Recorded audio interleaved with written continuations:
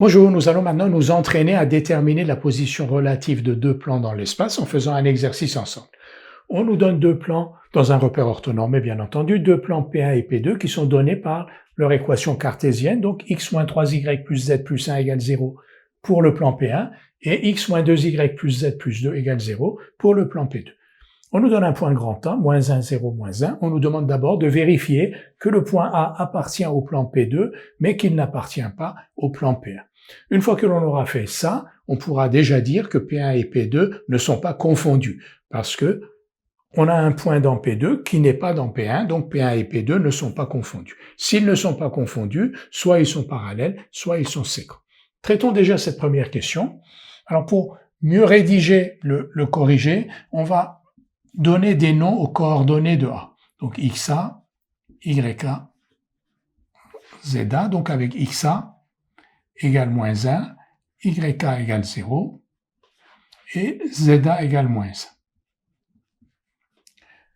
On va vérifier que A appartient à P2. Pour vérifier que A appartient à P2, il faut vérifier que les coordonnées de A satisfont l'équation de P2. Donc on va écrire XA moins 2YA plus ZA plus 2 égale. XA c'est moins 1. Moins 2 fois YA, 2 fois 0. Plus ZA, moins 1. Et plus 2. On fait le calcul et on voit si l'on obtient 0 ou pas. Si l'on obtient 0, c'est que A appartient à P2. Si l'on n'obtient pas 0, c'est que A n'appartient pas à P2. Moins 1, moins 2 plus 2 égale 0. Donc A appartient à P2 comme on nous demandait de le vérifier.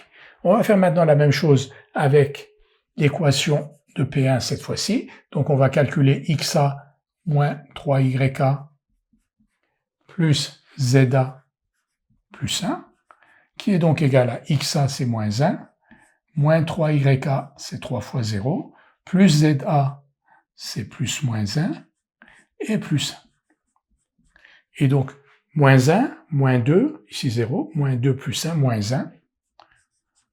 Donc XA moins 3YA plus ZA plus 1 n'est pas égal à 0, donc grand A n'appartient pas à P1.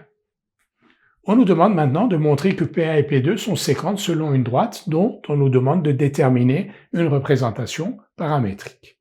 L'approche dans ce genre d'exercice est la même, toujours, donc on va se donner un point X de coordonnées X, Y, Z, et on va dire que M appartient à l'intersection de P1 et P2, si et seulement si M appartient à la fois à P1 et M appartient à la fois à P2. Donc si M appartient à P1, ces coordonnées vérifient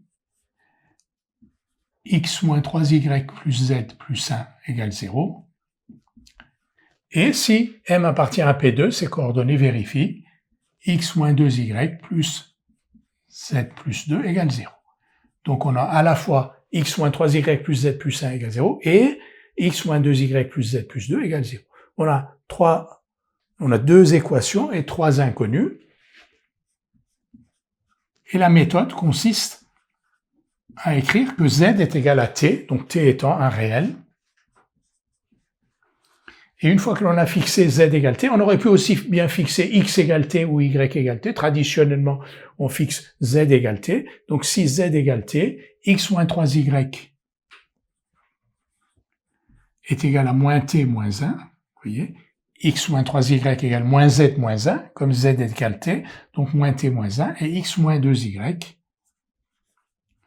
est égal moins z moins 2, c'est-à-dire moins t moins 2.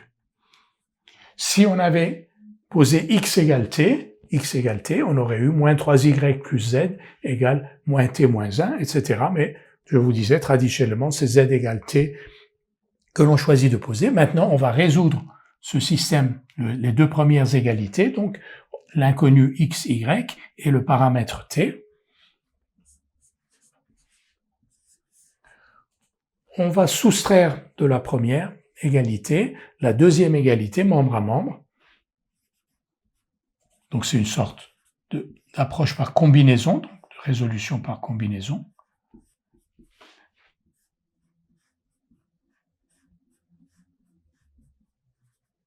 Ici, on garde la deuxième. Et ici, on a Z égale T. Là, le T appartenant à R, je vais le mettre ici, comme ça. Je vais pouvoir ici donc écrire. Là, j'ai donc les X s'en vont, c'est fait pour, c'est-à-dire qu'on a fait une soustraction justement pour éliminer X. Donc, moins 3Y plus 2Y, donc moins Y, égale moins T moins 1, plus T plus 2, donc moins T moins 1 plus T plus 2, moins Y égale 1. Ici, nous avons X moins 2Y qui est égal à moins T moins 2, et ici Z égale T. On remplace, donc, je vais le mettre en deuxième position, donc Y égale moins 1. Si je remplace Y par moins 1, je vais donc obtenir X égale, donc, moins 4 moins T. Donc, si je remplace Y par moins 1, ici, je vais avoir 2. Si je le passe de l'autre côté, ça fait moins 4 moins T, et Z égale T. Avec T appartenant à R. Et là, on reconnaît une représentation paramétrique d'une droite. Quelle droite? On va tout de suite le montrer sur le tableau suivant. J'ai réécrit ici le système que l'on a obtenu, donc X égale moins 4 moins T, Y égale moins 1, Z égale T, T appartenant à R. Et donc un point M de coordonnées X, Y, Z appartient à P1 inter P2, si et seulement si ces coordonnées vérifient X égale moins 4 moins T, Y égale moins 1, Z égale T. Là, quand on observe ce système, on voit que c'est une représentation paramétrique d'une droite. Ce système, donc ce système, celui-là, donc on peut l'appeler S, ce système est une représentation paramétrique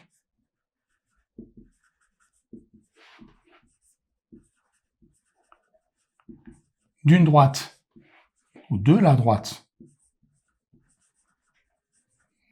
D, de vecteurs directeurs.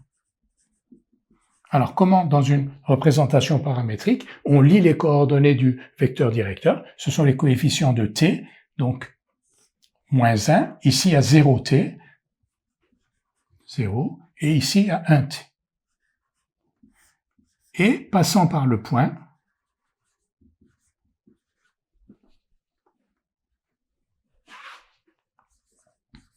comment on lit les coordonnées du point? Donc, moins 4, moins 1, 0. Donc, si M appartient à P1, P2, M appartient à cette droite D et réciproquement. Donc, P1 inter P2 égale D. Et les plans P1 et P2 sont séquentes selon une droite D dont on vient de déterminer une représentation paramétrique.